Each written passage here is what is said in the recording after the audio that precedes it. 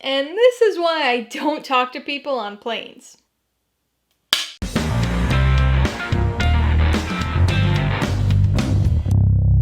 Hey everybody, welcome to Mainely Movies. Today I'm going to be talking about the 2020 comedy drama, Kajillionaire. If you're new here, please consider subscribing for a variety of movie-related content like reviews, ranked lists, and trailer reactions. All my reviews include a breakdown of the pros and cons, my rating, and some tailored film recommendations, so be sure to watch through to the end of this video for all of that extra content. Kajillionaire stars Evan Rachel Wood, Gina Rodriguez, Richard Jenkins, and Debra Winger, and was directed by Miranda July. It tells the story of a family of grifters whose existence is disrupted when a newcomer arrives in the midst of one of their cons. Kajillionaire is a very strange movie, and it's honestly a bit hard to describe or even really classify. It's bizarrely funny at points, but also quite depressing at others. It's interesting, but also kinda tedious. It's fun in a very quirky way, but also incredibly strange and downright uncomfortable at times. And it makes some interesting points, but doesn't have a whole lot to say. So it's a very contradictory, oxymoronic movie that I can already tell is going to be incredibly divisive. It's not going to upset people, but it's definitely going to be one of those movies that has its very fervent fans, and then a lot of other people who just don't get what all the fuss is about. And right now, I'm kind of in the middle of those two groups. There are elements of this film that I really enjoyed, and concepts that it brought up that I just keep thinking about, but it also had some issues with its structure and the presentation of those concepts, not to mention its overly quirky style, which isn't something I tend to gravitate towards. And so, it actually took me a few days after watching this movie to get a clear enough sense of how I actually felt about it to write this review. At its core, Kajillionaire is a film about family, and what family means. We've had plenty of movies about non-traditional families, dysfunctional families, criminal families, but this movie explores the idea of family in a way that's very different from what we've seen before, or even what you might expect coming into the movie having read a logline synopsis. This is a movie about a family of grifters, but they don't function like a family. They're partners, splitting everything equally without emotion or concern for anything beyond the job. And this has a big impact on the emotional and social development of the daughter of the family, which at least partially becomes the central thematic linchpin of the film. When a newcomer arrives and a whole assortment of random events occur, the film uses the daughter, bizarrely named Old Dolio, to explore what family can mean to different people, and also what emotional stunting can do to a person, and how it can affect their concept of self-worth. And even though the impact that all this has on Old Dolio is the main focus, there are definitely thematic undercurrents related to people's ability, or lack thereof, to change their ways. And this more broadly applies to not only the family dynamics at play here, but also to their criminal behavior. And so, this movie makes a lot of points, but it comes across pretty scattered as you're watching it, due to the structure and incessant need to fall back on quirkiness. I'll admit that I wasn't too impressed with the thematic core as I was watching the film, but there was a pretty good payoff to it all at the end. I'm not sure I'd say it redeemed the thematic sloppiness throughout, or that it really even had much to say that we didn't already understand at that point, but I did find the family aspect of the ending satisfying, even though I'm not sure that was the intention. In spite of its pervasive loneliness and darkly heavy themes, Kajillionaire frequently presents with a degree of positivity. There's quite a bit of humor in this movie, the vast majority of which is situational, as the extremely odd family interacts with one another as well as with other people. And this brings me to the newcomer that I mentioned before, Melanie, played by Gina Rodriguez. She's one of the best parts of this movie, and also one of the most confounding.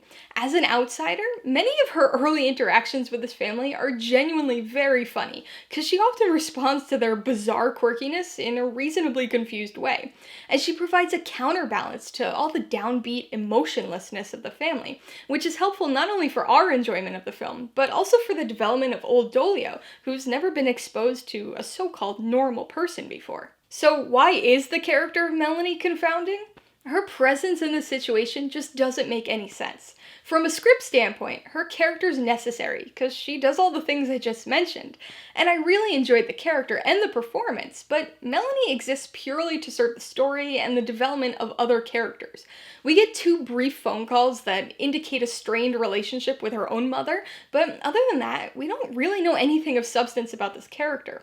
And normally that wouldn't be a huge deal, but it just makes it so hard to pinpoint any sort of motivation for this this character. Why does she put herself in this situation? Why does she keep herself in it? What is she possibly getting out of this association? Her character just doesn't make any sense outside of the fact that it's a movie. So, Kajillionaire is a very unusual movie. It's easily the quirkiest, most awkward film I've seen this year, but I don't think we can really consider that a bad thing since that's what it was going for. It's definitely full of some very interesting characters, and that makes all the performances even more impressive, because they had to play these very weird characters with a sense of irony-free earnestness. But while the odd quirkiness helps to set this film apart, I think it ends up overpowering the central messages the movie's trying to get across.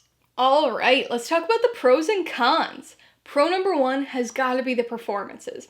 We really have four main characters here. The three members of the bizarre family, and the outsider, Melanie. And I think they all did a really good job. Richard Jenkins and Debra Winger are excellent as the very odd parents, delivering a good deal of humor as well as a very uncomfortable quality. A deeply monotone Evan Rachel Wood is even more impressive here as their daughter. Not only does she have to portray that same quirky, unsettling awkwardness, but she also has to grapple with her issues with tender feelings.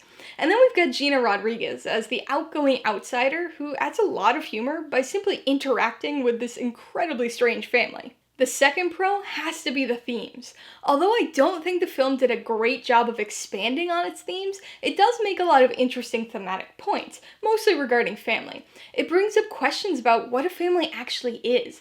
Does a biological connection and an equal share constitute as a family, or does there have to be a more emotional component? It explores the consequences of a dysfunctional family. It looks at loneliness in a number of forms, and even the impact of friendship. I think it all could have been presented in a more focused and meaningful way, but at least the thematic pieces were good. On the con side, the biggest issue is definitely the quirkiness, though probably not for the reason you think. This is certainly a bizarre film that prides itself on this weirdness, and while it doesn't always work for me, I don't mind the awkwardness or even the quirkiness itself. The problem comes from the fact that the film focuses too much on this bizarreness. Rather than just having some unusual things in the movie or quirky traits in the main characters, it hones in on those qualities so that they no longer feel natural. Much of it becomes quirky for the sake of quirkiness. And I suppose that could be fun for some people, but it really works against the story and drowns out the important elements. So rather than remembering old Dolio's character arc after finishing the movie, you're gonna remember the awkward hot tub scene, or the inexplicably crying landlord, or the bubble wall.